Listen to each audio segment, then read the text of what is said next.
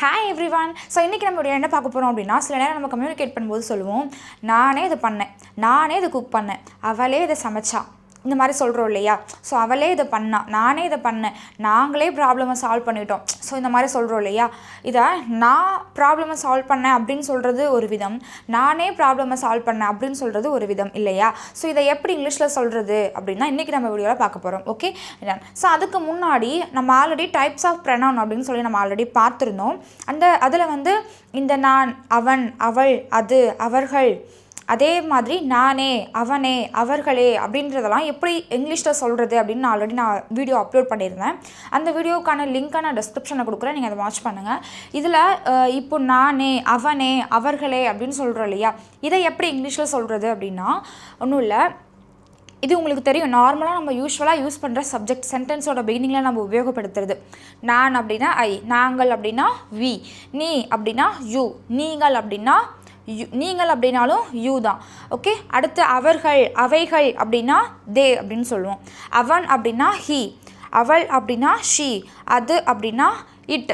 Okay, so இந்த சப்ஜெக்டை இது அப்படியே நம்ம நானே அப்படின்னு சொல்லும் பொழுது இந்த ஐன்றது என்னவா மாறும்? மை செல்ஃப் அப்படின்னு சொல்லி மாறும். நாங்களே அப்படின்னு சொல்லும் பொழுது இந்த வீன்றது என்னவா மாறும் அப்படின்னா அவர் செல்ஸ் அப்படின்னு மாறும். அதே மாதிரி யூ, அதாவது நீயே அப்படின்னு சொல்கிறோம் இல்லையா? அப்போது இந்த யூன்றது யுவர் செல்ஃப் அப்படின்னு மாறும். நீங்களே அப்படின்னு சொல்லும் பொழுது இந்த யூ அப்படின்றது ப்ளூரல் இல்லையா? அதனால் இந்த இடத்துல யுவர் செல்ஸ் அப்படின்னு சொல்கிறோம். அது நீ அப்படின்றத நீங்கள் ஆப்போசிட்டில் இருக்க பர்சனாக கை காமிச்சு ஒருத்தரை மட்டும் நீங்கள் கை காமிச்சு நீன்னு சொல்கிறீங்கன்னா அந்த இடத்துல அதை நம்ம யுவர் செல்ஃப் அப்படின்னு சொல்லுவோம். இதே உங்களுக்கு ஆப்போசிட்டில் நிறைய பேர் இருக்காங்க அப்படின்னா அவங்கள நீங்கள் கை காமிச்சு சொல்லும் பொழுது அது சப்ஜெக்டாக சொல்லும் பொழுது யூன்னு தான் சொல்லுவோம். பட் அதை வந்து இந்த மாதிரி நீங்களே அப்படின்னு சொல்லும் பொழுது யுவர் செல்ஸ் அப்படின்னு சொல்லணும். சரியா? அதெல்லாம் ஞாபகம் வச்சுக்கோங்க. யுவர் செல்ஃப் அப்படின்னா நீயே, ஒருத்தரை குறிக்கும். யுவர் செல்ஸ் அப்படின்னா நீங்களே, நிறைய பேர்த்த குறிக்கும். அதே மாதிரி தான் இங்கே அவர் செல்ஸ் அப்படின்னு எழுதிருக்கு. அவர் செல்ஸ் அப்படின்னா நிறைய பேர்த்த குறிக்கும். நாங்களே அப்படின்றது ப்ளூரல். ஓகே, அப்போது இந்த இடத்துல நம்ம அவர் செல்ஸ் அப்படின்னு சொல்லி யூஸ் பண்ணணும். அடுத்து தே அப்படின்றது இங்கே அவர்கள் இல்லைன்னா அவைகள். அதாவது அவர்கள் அப்படின்னா ஹியூமனை குறிக்கும். அவைகள் அப்படின்னா ஒரு இடத்துல கூட்டமாக ஒரு நாய் நிறைய நிற்குது அப்படின்னா அந்த இடத்துல அவைகள் அப்படின்னு சொல்லி சொல்லுவோம். ஓகே, ஒரு நாய் இருந்துச்சுன்னா அதுன்னு சொல்லுவோம், நிறைய இருந்துச்சு அப்படின்னா அவைகள் அப்படின்னு சொல்லி சொல்லுவோம். அடுத்ததை வந்து இதை அவர்களே, அவைகளே அப்படின்னு சொல்லும் பொழுது தெம்செல்ஸ் அப்படின்னு சொல்லுவோம். பிகாஸ் இது வந்து என்னது? ப்ளூரல். அவர்கள் அப்படின்றது ப்ளூரல் ஃபார்ம். ஸோ அதை நம்ம வந்து மாற்றி சொல்லும்போது அவர்களே, அவைகளேன்னு சொல்லும் பொழுது தெம்செல்ஸ் அப்படின்னு சொல்லி சொல்லணும்.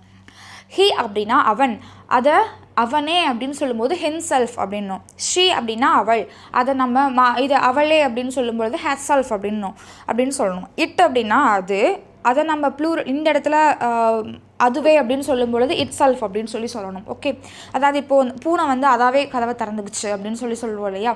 அப்போ அந்த இடத்துல வந்து இட் செல்ஃப் அப்படின்னு யூஸ் பண்ணலாம். அதாவது அதுவே அப்படின்னு சொல்லும் பொழுது இட் செல்ஃப் யூஸ் பண்ணுவோம். சரியா? டன்.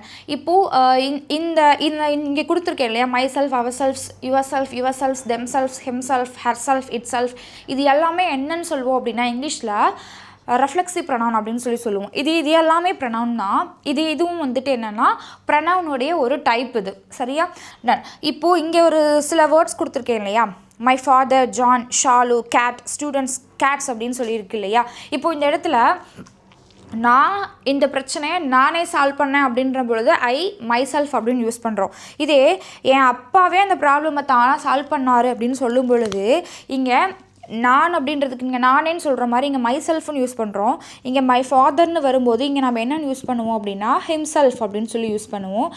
அடுத்தது இப்போ ஜான் அப்படின்ற ஒரு பாயோட நேம் வரும் பொழுது அது ஒரு பாயோட நேம் அப்படின்ற போது இங்கே ஹீன்றது தான் அவன் அப்படின்னு சொல்லி குறிக்குது. அப்போது இந்த இடத்துல தான் நம்ம அவனே அப்படின்னு சொல்கிறோம். அப்போ இங்கே இந்த இடத்துல வந்து ஜானே அந்த ப்ராப்ளமை சால்வ் பண்ணோம் அப்படின்னு சொல்லும் பொழுது இந்த இடத்துல ஜான் அப்படின்றது இங்கே வந்து ஜான் பக்கத்தில் செல்ஃப் அப்படின்றத ஆட் பண்ணணும் அப்படின்லாம் கிடையாது. ஜான் அப்படின்றது இங்கிலீஷில் நம்ம வந்து என்ன ப்ரொனவுன் யூஸ் பண்ணுவோம் அப்படின்னா ஹீன்ற ப்ரொனவுன் யூஸ் பண்ணுவோம். அப்போ இந்த இடத்துல நம்ம இதுக்கு நேராக நம்ம என்ன யூஸ் பண்ணோம்? ஹிம்செல்ஃப் அப்படின்னு சொல்லி எழுதணும். சரியா? அடுத்தது இப்போ ஷாலு அப்படின்ற ஒரு கேர்ளோட நேம் வருது அப்படின்னா ஷாலு அவளுடைய ட்ரெஸ்ஸை அவளே ஸ்டிச் பண்ணிக்கிட்டா அப்படின்னு நம்ம ஒரு வாக்கியத்தை ட்ரான்ஸ்லேட் பண்ணுறோம் அப்படின்னா இப்போ இந்த இடத்துல வந்து அவளே அவளுடைய ட்ரெஸ்ஸை ஸ்டிச் பண்ணிக்கிட்டா அப்படின்னு சொல்லும்பொழுது ஹெர்செல்ஃப் யூஸ் பண்ணுறோம். பட் ஆனால் ஷாலுவே அவளோட ட்ரெஸ்ஸை ஸ்டிச் பண்ணிக்கிட்டா அப்படின்னு சொல்லும் பொழுது இங்கே நம்ம என்ன யூஸ் பண்ணுவோம்? ஹெர்செல்ஃப் யூஸ் பண்ணுவோம். ஓகே, ஷாலு இதை சொல்கிறேன், வாக்கியத்தை சொல்கிறேன். பட் ஷாலு அவளோட ட்ரெஸ்ஸை அவளே ஸ்டிச் பண்ணிக்கிட்டா அப்படின்ற பொழுது ஹெர்செல்ஃப் யூஸ் பண்ணும். கேட் அப்படின்றது என்னென்னா ஒரு singular subject. Okay, so cat வந்து அதுவே டோரை ஓப்பன் பண்ணிக்கிச்சு அப்படின்னு சொல்லும்பொழுது இங்கே நம்ம என்ன யூஸ் பண்ணுவோம்? இட்செல்ஃப் யூஸ் பண்ணணும். Okay, itself. ஸ்டூடெண்ட்ஸ் அப்படின்றது வந்து என்னென்னா ப்ளூரல். ஓகே, ஸோ அப்போ ப்ளூரல் அப்படின்னா நிறைய பேர்த்த குறிக்கும் இல்லையா? ஸோ ஒரு இடத்துல ஒரு 10 ஸ்டூடெண்ட்ஸ் இருக்காங்க அப்படின்னா அவங்கள கை காமிச்சு நம்ம அவர்கள் அப்படின்னு சொல்லுவோம் இல்லையா? அப்போது ஸ்டூடெண்ட்ஸ் அப்படின்றதுக்கு நம்ம என்ன யூஸ் பண்ணணும்? ஸ்டூடெண்ட்ஸ் அவர்கள்னு சொல்லும் பொழுது அப்போ அவர்களே அப்படின்ற போது தெம்செல்ஸ் யூஸ் பண்ணுவோம். ஓகே, அப்போ இங்கே என்ன வரும்? தெம்செல்ஸ். ஓகே, அடுத்து கேட்ஸ் அப்படின்னு இருக்குது. கேட்ஸ் அப்படின்றது என்னென்னா இதுவும் வந்து ஒரு ப்ளூரல். ஓகேவா? வெறும் கேட் அப்படின்னு மட்டும் வந்துச்சுன்னா இட்செல்ஃப்னு சொல்லுவோம். நிறைய பூனைகள் அப்படின்னு சொல்லும் பொழுது அந்த இடத்துல நம்ம என்ன யூஸ் பண்ணுவோம்? தெம்செல்ஸ் அப்படின்னு சொல்லி யூஸ் பண்ணுவோம். ஓகே, தெம்செல்ஸ் அப்படின்னா அவைகளே அப்படின்னு அர்த்தம். ஓகே, இப்போது இந்த எப்படி இதை இங்கிலீஷில் ட்ரான்ஸ்லேட் பண்ணுவோம் அப்படின்றதுக்கான சிம்பிள் மெத்தடை ஃபஸ்ட் நான் சொல்லிடுறேன். அதுக்கப்புறம் அந்த சென்டென்ஸை ட்ரான்ஸ்லேட் பண்ணலாம். ஓகே, இப்போ இந்த வாக்கியம் பாருங்கள், நான் இதை சமைத்தேன் அப்படின்னு சொல்லியிருக்கு. இதை இங்கிலீஷில் நம்ம எப்படி ட்ரான்ஸ்லேட் பண்ணலாம்? நான் அப்படின்றதுக்கு ஐன்னு சொல்லி எழுதுவோமா? இதில் ஆக்ஷன் என்ன? சமைத்தேன். ஓகே, சமைத்தேன் அப்படின்றதுக்கு இங்கிலீஷில் நம்ம என்னென்னு சொல்லி எழுதுவோம்? ஆக்சுவலாக இதை வந்து சிம்பிள் பாஸ்ட் டென்ஸில் வேர்ப் செகண்ட் ஃபார்ம் யூஸ் பண்ணுவோம். சரியா? இது எல்லாமே வந்து சிம்பிள் பாஸ்ட் டென்ஸ்லாம் இருக்குது. சுத்தம் செய்தேன், தைத்தேன், சாப்பிட்டேன், எழுந்தேன், இந்த மாதிரி இது எல்லாமே வேர்ப் செகண்ட் ஃபார்மில் தான் நம்ம எழுதணும். எல்லாமே சிம்பிள் பாஸ்ட் டென்ஸில் தான் இருக்குது. அப்போது சமைத்தேன் அப்படின்றதுக்கு செகண்ட் ஃபார்ம் இங்கிலீஷில் குக் அப்படின்னு சொல்லுவோம். குக்குடைய செகண்ட் ஃபார்ம் குக்குடு. ஐ குக்குடு. எதை குக் பண்ண? இதை. அப்போது இதை அப்படின்றதுக்கு இங்கிலீஷில் நம்ம இட் அப்படின்னு சொல்லி யூஸ் பண்ணுவோம். ஐ குக்குடு இட் அப்படின்னு சொல்லுவோம். நான் இதை சமைத்தேன் அப்படின்னா ஐ குக்குடு இட். இதை நானே இதை சமைச்சேன் அப்படின்னு சொல்கிறோம் இல்லையா? இதை எப்படி இங்கிலீஷில் சொல்லலாம்? சேம் அதே தான். But I cooked it. Same அதே சென்டென்ஸ் தான் வரும். பட் ஆனால் இதில் என்ன ஆட் பண்ணணும் அப்படின்னா ஐ குக்குடு இட்டுக்கு பக்கத்தில் நானே அப்படின்னு சொல்கிறோம் இல்லையா? அப்போது அந்த இடத்துல மை செல்ஃப் முன்னாடி பார்த்தோம் இல்லையா? நானே அப்படின்னு சொல்லும்போது என்ன யூஸ் பண்ணணும்? மை செல்ஃப் யூஸ் பண்ணணும்னு. I cooked it myself. நானே இதை சமைத்தேன். I cooked it myself. Okay, அவள் இதை செய்தாள் அப்படின்னு சொல்லியிருக்கு. அவள் அப்படின்றதுக்கு ஷீன்னு யூஸ் பண்ணுவோம். செய்தாள் அப்படின்றதுக்கு இங்கிலீஷில் செய்கிறதுக்கு இங்கிலீஷில் வந்து டூ அப்படின்னு சொல்லுவோம். டூடைய செகண்ட் ஃபார்ம் என்ன? டிட். அப்போ இந்த இடத்துல என்ன யூஸ் பண்ணணும்? She did. இதை அப்படின்றதுக்கு இட். She did it. அவள் இதை செய்தாள் அப்படின்னு சொல்லுவோம். அவளே இதை செய்தாள் அப்படின்னு சொல்லும் பொழுது அவளே அப்படின்னு சொல்லும் பொழுது இங்கே எடுத்தோடனே ஷீ டிட் இட் அப்படின்னு யூஸ் பண்ணியாச்சு. பட் அவளே அப்படின்னு சொல்லும் பொழுது ஹேர் செல்ஃப் அப்படின்னு சொல்லி எழுதணும். ஓகே, டிஃப்ரென்ஸ் தெரியுதா? அவள் இதை செய்தாள் அப்படின்னா ஷீ டிட் இட்.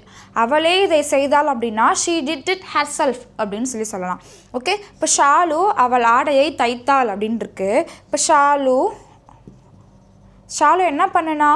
தைத்தாள். அதுக்கு இங்கிலீஷ் என்னன்னு சொல்லுவோம்? நம்ம ஸ்டிச்சுன்னு சொல்லுவோம். ஸ்டிச்சுடைய செகண்ட் ஃபார்ம் என்ன? ஸ்டிச்சுடு. ஷாலு ஸ்டிச்சுடு. எதை ஸ்டிச் பண்ணால்? அவளுடைய ஆடையை. அப்போது அவள் ஆடையை அப்படின்னு சொல்லும் பொழுது ஹேர் ட்ரெஸ் அப்படின்னு சொல்லணும். ஓகே, அவள் ஆடையை அப்படின்னா her dress. Shalu stitch her dress. Shalu அவள் ஆடையை தைத்தாள். ஷாலுவே அவளோட ஆடையை வந்து ஷாலு அவளே அவள் ஆடையை தைத்தாள் அப்படின்னு சொல்லும் பொழுது அப்போ ஷாலு ஸ்டிச்சுடு ஹேர் ட்ரெஸ். அவளே தைத்தாள் அப்படின்னு சொல்லும் பொழுது ஹேர் செல்ஃப். இங்கே பாருங்கள், ஷாலு இதில் சப்ஜெக்ட் என்ன? செயலை செய்தது யார்? ஷாலு. அப்போ இந்த இடத்துல ஷாலுன்னு எழுதியாச்சு. ஷாலு என்ன பண்ணா? ஸ்டிச் பண்ணா. அப்போது இங்கிலீஷில் நம்ம ஸ்டிச்சுடுன்னு சொல்லி எழுதியாச்சு. அடுத்தது அவள் ஸ்டிச் பண்ணா. எதை ஸ்டிச் பண்ணா? அவளோட ட்ரெஸ்ஸை. அப்போ அவள் ஆடையை அப்படின்ற இடத்துல ஹேர் ட்ரெஸ்ஸுன்னு எழுதியாச்சு. ஷாலு ஸ்டிச் பண்ணா அவளோட ஆடையை. அவளே ஸ்டிச் பண்ணா அப்படின்ற போது ஹேர் செல்ஃப் அப்படின்னு சொல்லி எழுதியிருக்கோம். ஓகே, அப்போது Shalu stitch her dress herself. அவ்வளோதான், சிம்பிள், ஈஸியாக இருக்குல்ல. இப்போ இந்த சென்டென்ஸை ட்ரான்ஸ்லேட் பண்ணுவோமா? ஃபஸ்ட் சென்டென்ஸ் பாருங்களேன், நானே ப்ராப்ளமை சால்வ் பண்ணேன் அப்படின்னு சொல்லியிருக்கு. இந்த இடத்துல இந்த ஃபஸ்ட்டு சென்டென்ஸ், இந்த செகண்ட் சென்டென்ஸ், தேர்ட் சென்டென்ஸ், இது மூணு உங்களுக்கு ஹோம்ஒர்க். இந்த 3 சென்டென்ஸை நம்ம இப்போ ட்ரான்ஸ்லேட் பண்ணலாம். ஜானே ப்ராஜெக்டை முடித்தான் அப்படின்னு சொல்லியிருக்கு. ஓகே. ஸோ ஜானே ப்ராஜெக்டை முடித்தான் அப்படின்ற போது இதில் செயலை செய்தது யார் அப்படின்னா ஜான். ஓகே, அப்போது இந்த இடத்துல நம்ம என்ன எழுதணும்? ஜான். ஓகே, ஸோ இதில் ஆக்ஷன் என்ன? முடித்தான். ஓகே, முடித்தான், முடிக்கிறது. இங்கிலீஷில் என்ன நம்ம சொல்லுவோம்? ஒன்று கம்ப்ளீட்னு சொல்லுவோம், இல்லைனா வந்து ஃபினிஷ்னு சொல்லுவோம். நம்ம இங்கே கம்ப்ளீட்னு யூஸ் பண்ணலாம். ஓகே, அப்போது இந்த இடத்துல கம்ப்ளீட்டுடைய செகண்ட் ஃபார்ம் வந்து என்ன எழுதணும்? கம்ப்ளீட்டட். ஓகே, ஜான் கம்ப்ளீட்டட் என்னத்தை முடித்தான்? ப்ராஜெக்டை முடித்தான். சரியா? அப்போது இந்த இடத்துல என்ன போடுவோம்? Completed the project. இந்த இடத்துல வெறும் ஜான் ப்ராஜெக்டை முடித்தான் அப்படின்னு சொல்லும்போது ஜான் கம்ப்ளீட்டட் த ப்ராஜெக்ட் அப்படின்னு சொல்லலாம். ஆனால் ஜானே ப்ராஜெக்டை வந்து கம்ப்ளீட் பண்ணிட்டான், அதாவது அவனோட ப்ராஜெக்ட் அவனே பண்ணான் அப்படின்னு சொல்லும் பொழுது இந்த இடத்துல himself. Okay, John completed the project himself. Okay, so ஜானே அவனோட ப்ராஜெக்டாக முடிச்சிட்டான், ஜானே ப்ராஜெக்டாக முடித்தான் அப்படின்னு சொல்லும்பொழுது John completed the project himself அப்படின்னு சொல்லலாம். ஆசிரியரே பாடத்தை நடத்தினார். நேற்று வந்து டீச்சர் வந்து எங்களுக்கு வந்து ஒரு செமினார் மாதிரி கொடுத்தாங்க. கடைசியாக நாங்கள் ப்ரிப்பேர் பண்ணிட்டு போனோம், கடைசியாக டீச்சரே வந்து ஆசிரியரே நடத்திட்டாங்க அப்படின்னு சொல்லுவோம் இல்லையா? ஸோ அப்போது ஆசிரியரே பாடத்தை நடத்தினார் அப்படின்னு சொல்லும் பொழுது அப்போது ஆசிரியரே அப்படின்னு சொல்கிற இடத்துல இந்த இடத்துல நம்ம எடுத்தோன்னே என்ன யூஸ் பண்ணணும்? ஆக்ஷனை செய்தது யார் அப்படின்னா ஆசிரியர். அப்போது இந்த டீச்சர். ஓகே, இந்த டீச்சர் என்ன பண்ணாங்க? நடத்துனாங்க. அப்போ இங்கிலீஷில் நம்ம என்னென்னு சொல்லுவோம்? டீச்னு சொல்லுவோம். டீச்சுடைய செகண்ட் ஃபார்ம் என்ன? டாட். தி டீச்சர் டாட் என்னத்தை நடத்துனாங்க? பாடத்தை. தி டீச்சர் டாட் தி லெசன். இப்போது இந்த டீச்சர் அப்படின்றது ஒருத்தரை தான் குறிக்குது இல்லையா? டீச்சரே நடத்திட்டாங்க அப்படின்னு. அப்போது டீச்சர் அப்படின்றது ஒருத்தரை குறிக்கும் பொழுது அது பாயாக இருக்கலாம், அது கேர்ளாக இருக்கலாம் இல்லையா? இன்கேஸ் அவங்க ஒரு பாயாக இருந்துச்சுன்னா நம்ம இங்கே என்ன யூஸ் பண்ணுவோம்? himself அப்படின்னு சொல்லி யூஸ் பண்ணுவோம். ஓகே, இன்கேஸ் அது அவங்க வந்து ஒரு கேர்ளாக இருந்தாங்க அப்படின்னா இந்த இடத்துல himselfக்கு பதிலாக herselfன்னு யூஸ் பண்ணுவோம்.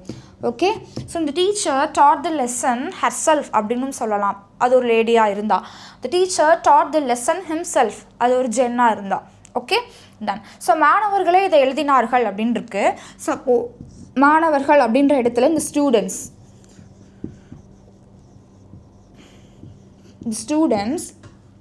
இதை எழுதினார்கள் அப்படின்னு இருக்கு. ஆக்ஷன் என்ன? எழுதினார்கள். அதை இங்கிலீஷில் ரைட்டுன்னு சொல்லுவோம். ரைட்டுடைய செகண்ட் ஃபார்ம் என்ன? ரோட். இந்த ஸ்டூடெண்ட்ஸ் ரோட் எதை எழுதினார்கள்? இதை அப்படின்றதுக்கு இட். இந்த ஸ்டூடெண்ட்ஸ் ரோட் இட். ஸ்டூடெண்ட்ஸ் அப்படின்றது என்னது? ப்ளூரல் ஃபார்ம் இல்லையா? ஸோ ப்ளூரல் அப்படின்னா அவர்கள் அப்படின்றத வந்து அவர்களே அப்படின்னு சொல்லும் பொழுது அந்த இடத்துல themselves அப்படின்னு எழுதணும் இல்லையா? அப்போ இந்த ஸ்டூடெண்ட்ஸ் ரோட் இட் themselves அப்படின்னு சொல்லணும். Okay, done. ஸோ இந்த ஸ்டூடெண்ட்ஸ் ரோட் இட் themselves, ஸ்டூடெண்ட்ஸே மாணவர்களே அதை எழுதினாங்க அப்படின்னு சொல்லும்போது ஸ்டூடெண்ட்ஸ் ரோட் இட் themselves. இப்போது இந்த 3 சென்டென்ஸும் உங்களுக்கான ஹோம்ஒர்க் சென்டென்ஸ். ஓகே, ஸோ இந்த 3 சென்டென்ஸை இங்கிலீஷில் ட்ரான்ஸ்லேட் பண்ணி கமெண்ட்டில் மென்ஷன் பண்ணுங்கள். அண்ட் இந்த கண்டென்ட் இந்த டாபிக் வந்து உங்களுக்கு ரொம்ப ஈஸியாக புரிஞ்சிருக்கும் நம்புகிறேன், ரொம்ப யூஸ்ஃபுல்லாக இருந்திருக்கும் நம்புகிறேன். யூஸ்ஃபுல்லாக இருந்துச்சுன்னா உங்களோட ஃப்ரெண்ட்ஸ்க்கும் ஷேர் பண்ணுங்கள். அண்ட் இன்றைக்கி தான் ஃபஸ்ட் டைம் நம்ம வீடியோ பார்க்குறீங்க அப்படின்னா மறக்காமல் நம்ம சேனலை சப்ஸ்கிரைப் பண்ணுங்கள். Okay, thank you.